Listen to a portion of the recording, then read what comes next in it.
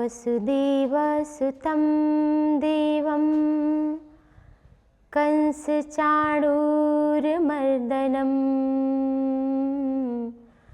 देवकी परमानन्दं कृष्णं वन्दे जगद्गुरुम्। भगवान श्री कृष्ण के पाद पल्लवों में मैं बारंबार प्रणाम करती हूँ। श्री न्यूज़ के श्री आस्था चैनल पर मैं कल्याणी शुक्ला आध्यात्मिक सत्र चर्चा में आप सभी के साथ फिर से उपस्थित हूँ। आप सभी स्वस्थ हों, निरोग हों, इसी शुभ मंगल कामना के साथ आज 21 जनवरी, आज आप सभी के लिए ईश्वर से प्रार्थना सभी सुखी सभी निरोग हों। तो आइए हम आध्यात्मिक चर्चा शुरू करते हैं एक छोटी सी बात के साथ। जीवन में बहुत सारे दुख केवल सोचने मात्र से ही कम हो जाते हैं। अच्छा सोचिए, बहुत सारे दुख आपके जीवन से ऐसे ही चले जाएंगे। तो अच्छा सोचना शुरू करेंगे, अच्छा करेंगे तो अच्छा ही होगा। और अपने परमात्मा पर, अपने इष्ट पर विश्वास रखिए। कल आप सभी ने सुना था छठे अध्याय का सत्र, और जिसमें अंतिम श्लोक भगवान कहते हैं, योगिनामपि सर्वेषां मद्गतेनान्तरात्मा श्रद्धावान् भजते यो मां सा मे युक्त तमामताः। संपूर्ण योगियों में जो श्रद्धावान योगी, जिसकी भगवान के प्रति निष्ठा हो गई है, सच्ची आस्था हो गई है, ऐसे भगवान कह रहे हैं मुझ में लगे हुए अंतर आत्मा लगा करके जो निरंतर मुझको अपनी अंतर आत्मा से भजता है, वह योगी मुझे श्रेष्ठ माने, ज़्यादा अधिक मान्य है। कौन? जो भगवान कहते हैं मुझे हृदय से भजता है। तो इसलिए भगवान कहते हैं, पहले तो भगवान ने ज्ञान योग की बात की, कर्म योग की बात की, उसमें बहुत सारी चीज़ों को भगवान ने दृष्टांत दे करके भी समझाया। और एक ही बात को भगवान ने कई कई तरीके से कई बार कहा अर्जुन के संशय का नाश करने के लिए। लेकिन भगवान यहाँ छठे अध्याय के अंतिम श्लोक में कहते हैं कि जो श्रद्धा से मुझे अंतरात्मा से भजता है, भजते तो सभी हैं, लेकिन भगवान कह रहे हैं जो अंतर आत्मा से कुछ समय के लिए मेडिटेशन करता है, कुछ समय के लिए वो ध्यान करता है, प्राणायाम करता है, योग करता है और कुछ शुभ काम करते हुए भगवान का भजन करता है, वो भगवान को ज़्यादा श्रेष्ठ मान्य है।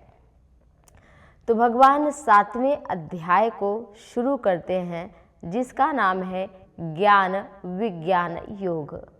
भगवान की वाणी, श्री भगवान उवाच। भगवान कहते हैं, मय्यासक्त मनाः पार्थ योगम युञ्जन मदाश्रयः असंशयं समग्रं मां यथा ज्ञास्यसि तच्छृणु।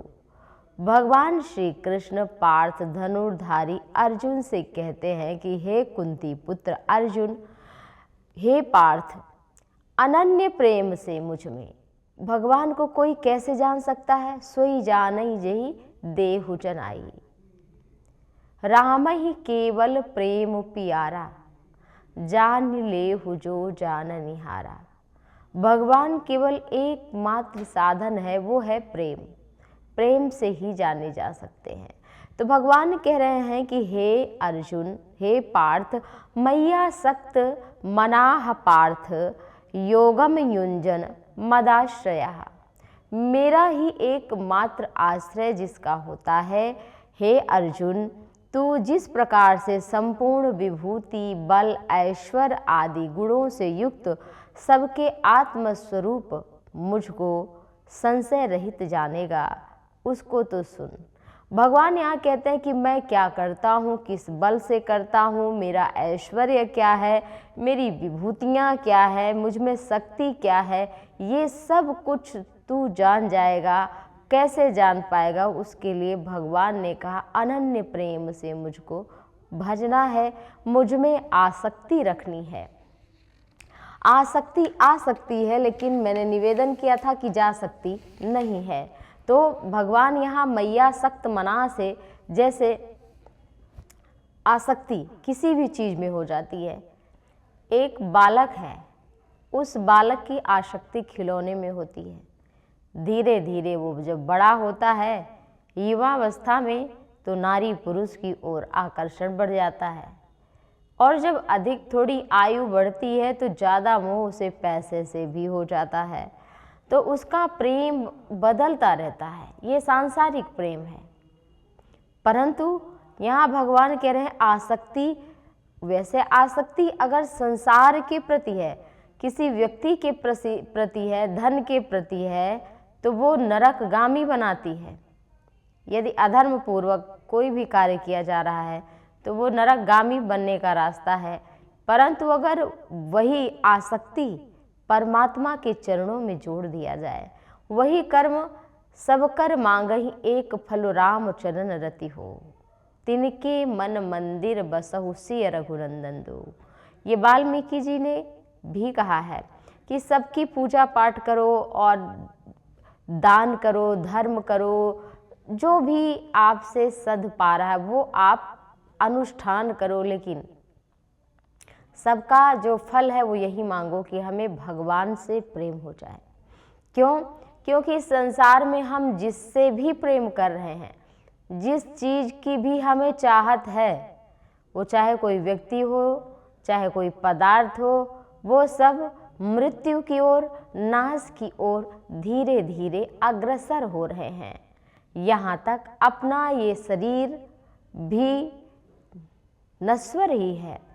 तो वो जो हमें नश्वर रुला सकता है या हमारे जीवन से अचानक जा सकता है, उन चीज़ों के भरोसे हम बैठे हैं। हम अपने लिए कोई जमा पूंजी नहीं इकट्ठा कर रहे। जैसे इस संसार में आप चाहते हैं कि भाई हमारा कुछ बैंक में डिपॉजिट हो, हमारे पास 10, 20, 50 लाख, 2 करोड़, 5 करोड़, जैसी जिसकी हैसियत है उस तरह से वो सोचता है, 10-20 हज़ार भी। तो ऐसे ही भगवान कहते हैं कि मानो अपने लिए पूंजी इकट्ठा करना है। आसक्ति कहाँ बढ़ा करके?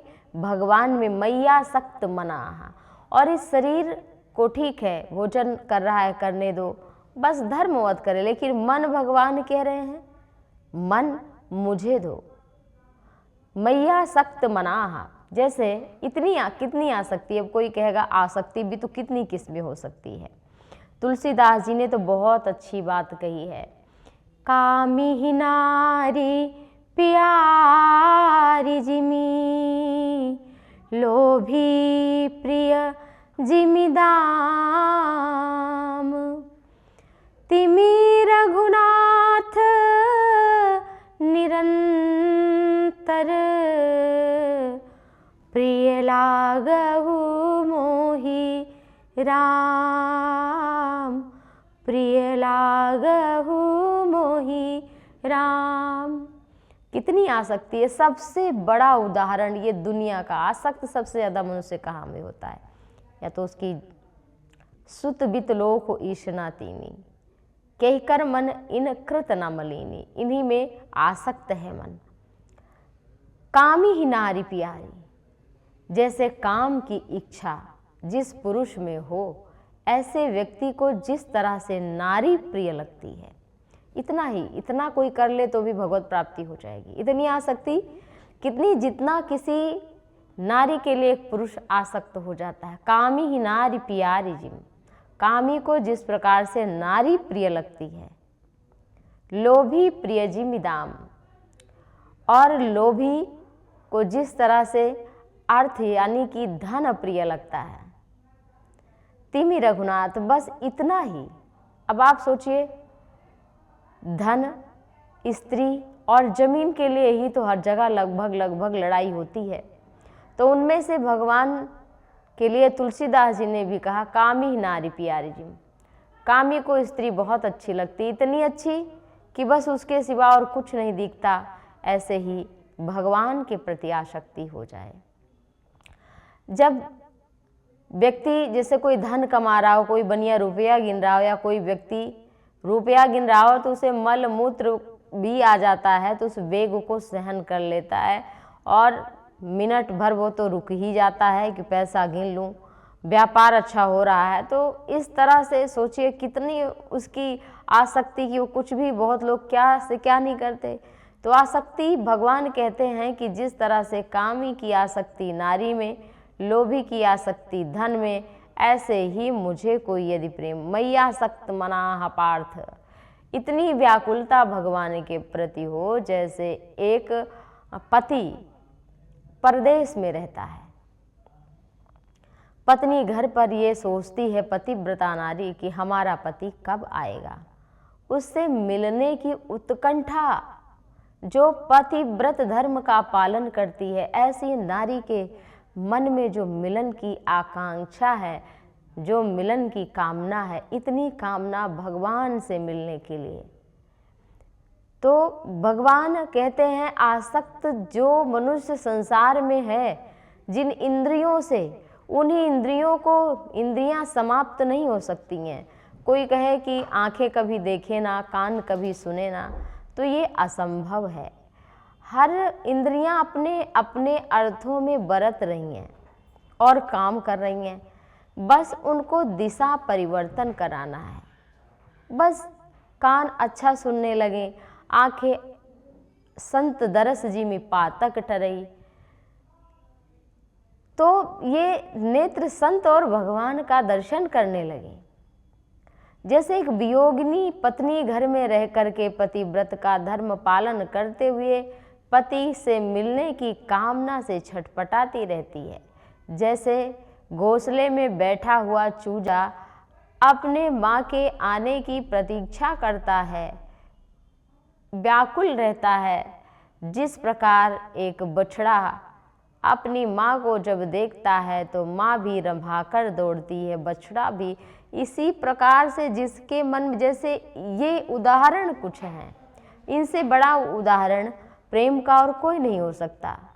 एक माँ है तो वो सबसे ज़्यादा प्रेम अपने बालक से, बालक जब छोटा होता है तो वो सबसे अधिक किसी स्त्री को प्रेम करता है तो केवल अपनी माँ को प्रेम करता है।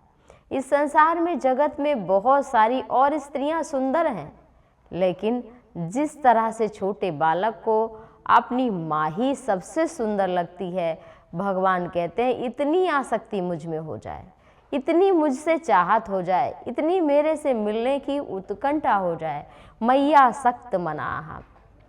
भगवान कहते हैं इतनी आसक्ति हमारे लिए होना चाहिए। मैयासक्त मनाह योगम युंजन मदाश्रयः। और भगवान कहते हैं आश्रय किसका लेना चाहिए। भगवान कहते हैं कि हमारा आश्रय, क्योंकि ये सारे आश्रय तो कुछ क्षण के लिए हैं, कुछ पल के लिए हैं, हमेशा के लिए नहीं है। तो आश्रय ऐसा ले जो मजबूत हो, जो डिगने वाला ना हो, जो परिवर्तनशील ना हो, बदलने वाला ना हो। ऐसा आश्रय एकमात्र प्रभु के चरण कमल का ही है। और आश्रय पार्थ योगम युंजन मदाश्रया, मेरा आश्रय ले। कभी कभी लोग कहते हैं पति ने छोड़ दिया, क्योंकि मन से पति का आश्रय था, तो सांसारिक रूप में तो कष्ट है ही, लेकिन उसे आंतरिक भी बहुत कष्ट हो जाता है जब वो किसी पुरुष का आश्रय लेकर, जब कोई पुरुष किसी नारी का आश्रय लेकर जीता है तो उसे कष्ट होता है। तो इसलिए ऊपर से शरीर निर्वाह के लिए तो ये चीज़ें करनी पड़ेंगी, परंतु हृदय से आश्रय केवल एक परमात्मा का लेना है। तुम ही छाणी गति दूसरी नाही, राम बसहु तिन्ह के मन माही। तुम्हें छाड़ करके, मतलब छोड़कर, जिसे दूसरे की गति ना हो। वाल्मीकि जी कहते हैं राम आप उसके हृदय रूपी घर में निवास करें। तुम ही छाणी गति दूसरी नाही, तुम्हें छोड़ करके हे रघुनाथ जी, जो दूसरे किसी की चरण शरण ग्रहण करता ही नहीं, हे रघुनाथ जी आप उसके हृदय में निवास करो। एक भरोसो एक बल, एक आस विश्वास, एक राम घन श्याम हित, चातक तुलसीदास। एक ही भरोसा, एक ही बल, क्योंकि ये सारे बल निर्बल हैं। सुनी रे मैंने निर्बल केवल राम। मीरा ने ऐसा बल भगवान का लिया, ऐसा भरोसा किया भगवान पर कि विष भी अमृत बन गया। तो ऐसे विश्वास जैसे कि आश्रय सदैव के लिए हो, तो भगवान कहते हैं मेरा आश्रय लो। मोर दास कहाय नर आशा, कहाऊ तो काह करी विश्वासा। भगवान स्वयं कहते हैं कि कोई कहे कि भैया हम भगवान के बड़े भक्त हैं, लेकिन पूछो भैया आश्रय किसका है, तो किसी न किसी का आजकल उनके आश्रम में, उनकी सन्निधि में। लेकिन उसका परिचय होना चाहिए कि भाई हमारे केवल भगवान हैं, हम भगवान के आश्रम में। हमें सांसारिक परिचय तो हो सकता है, लेकिन भीतरी आश्रय जो है वो केवल और केवल भगवान का ही होना चाहिए। मदाश्रय एक संत थे। एक छोटी सी विश्वास की जो बात है, जब तक विश्वास नहीं है, हर जगह जिसे संदेह है वो व्यक्ति हमेशा परेशान रहता है। कुछ लोगों का जीवन संदेह पता नहीं होगा कि नहीं होगा, करे हो अच्छा होगा कि बुरा होगा, तो ऐसा व्यक्ति कभी सुख प्राप्त ही नहीं कर सकता, सदैव दुखी बना रहता है। तो एक छोटी सी कथा है, और ये कथा सत्य है, सत्य घटना है ये। एक संत थे, तो वो सुबह राम राम करते थे, सीताराम सीताराम। सुबह प्रातः काल ब्रह्म मुहूर्त में उठते ही वो सीताराम करने लगते। तो सोने वाले जो लोग ज़्यादा देर तक सोते हैं, वो लोग सुबह जल्दी उठने वालों से परेशान हो जाते हैं। तो आदमी बोला कि तुम्हारे सीताराम ने तो कर दी नींद हराम। अरे अभी हमें सोने दो, क्या सीताराम लगाए हो, सीताराम करने से क्या मिलेगा, क्या होगा। तो उन संत ने कहा, उन महात्मा ने कहा, भैया सीताराम कहने से तो जिंदगी में सब कुछ मिलता है। एक बार देखो, अरे कुछ नहीं हो तो खाना तक तो दे नहीं सकते, भोजन तक तो दे नहीं सकते, कहा देंगे, विश्वास तो करो। तो उस व्यक्ति ने कहा ठीक है, हम 24 घंटे का तुम्हें समय देते हैं। 24 घंटे में यदि तुम्हारे भगवान ने हमको कुछ नहीं दिया खाना, तो फिर ये बात असत्य हो जाएगी। संत ने भी भगवान के भरोसे कह दिया कि हाँ हाँ भाई, तुम अगर भरोसा करके जाते हो किसी बात के लिए तो अवश्य ही सत्य होगी। वो व्यक्ति जंगल की ओर निकल पड़ा कि भाई जंगल में खाना कौन देगा। उसने कहा देखते हैं आज आपके भगवान हमको कहाँ कैसे खिलाते हैं। जंगल में जाता हूँ। वो व्यक्ति एकदम निर्जन वन में चला गया, जहाँ जल्दी से कोई पक्षी भी नहीं दिख रहा था, कोई कुत्ते का झुंड भी नहीं दिख रहा था, कोई गाय बछड़े भी नहीं दिख रहे थे, ऐसा निर्जन वन। जब वहाँ गया तो एक विशाल वट वृक्ष के ऊपर टहनी पर डाल पर चढ़कर जहाँ सघन पत्ते थे उनके बीच में छिप कर बैठ गया कि देखते हैं कि इनके भगवान खाना कहाँ से लेके आते हैं। अब जब वो व्यक्ति बैठ गया टहनी पर तो उधर से बंजारे निकले। बंजारों ने सोचा कि हम चलो यही भोजन बना करके खा लेते हैं। तो 8, 10, 12 बंजारे थे और जिनके कुछ सामग्री थी, आटा, दाल, चावल, सब्जी सब बना करके, कोई किसी के पास घी भी था, थोड़ा गुड़ भी था, तो पुआ भी बनाया, बहुत तरह के सामान बनाए। और जैसे ही खाने का सोचा बंजारों ने, ठीक उसी समय पर दैत्यों की टोली, जैसे मानो डाकू जो होते हैं वो डाकुओं की टोली उधर से निकली। अब किसी बंजारे ने कहा डाकू आ रहे हैं, डाकू आ रहे हैं, अरे सब भागो। सब अपना खाना, अपना सामान छोड़ करके सब वहाँ से भाग गए वो सब। और इधर जब आए वो डाकू तो उन डाकुओं ने देखा कि यहाँ तो बढ़िया सुंदर सुंदर भोजन बना है। एक डाकू बोला सरदार से, सरदार जी हमें तो लगता है कि हम लोगों को किसी ने मारने का प्लान बना रखा है कि ये लोग खाना देखेंगे और खा करके इसमें विष मिला दिया होगा, हम लोग मर जाएंगे। अरे पता करो, सरदार ने कहा पता करो, तुरंत ही देखते उसकी चमड़ी उधेड़ दो। अब वो आदमी जो बैठा है सघन पत्तों के बीच में, वो बड़ा डर गया, कांपने लगा। पत्ता जब हिलने लगा, टहनी थोड़ी हिली इधर उधर, तो उन डाकुओं ने ऊपर की ओर देखा तो एक व्यक्ति दिखा कहा कि जाओ इस व्यक्ति को उतार करके लेके आओ। और उतार करके लेकर के आए। जब उतार कर नीचे लेकर के आए तब कहा रे इसी ने प्लान बना के रखा हो, किसी ने इसको भेजा हो और अब इसी को पहले खाना खिला के देखो विष पड़ा। उसने कहा नहीं नहीं हम नहीं खाएंगे, हम नहीं खाएंगे। कहा नहीं तुम्हें खाना पड़ेगा। और ठूस ठूस के खाना खिलाया और इतना खिलाया कि उससे खाया नहीं जा रहा था। तब उसने सारी घटना कहा बताओ नहीं तो तुम्हें मार देंगे, तू तो मरा भी नहीं, किस लिए खाना आया? तो उसने सारी बात बताई और कहा कि हम तुम यहाँ किस लिए फिर आके बैठे? तो उसने कहा एक संत से हमारी ऐसी ऐसी बात हुई और इस कारण आए। तो उन परमात्मा ने, मैंने सोचा जंगल में कैसे देंगे, तो भगवान देने वाला था, उसने दे दिया।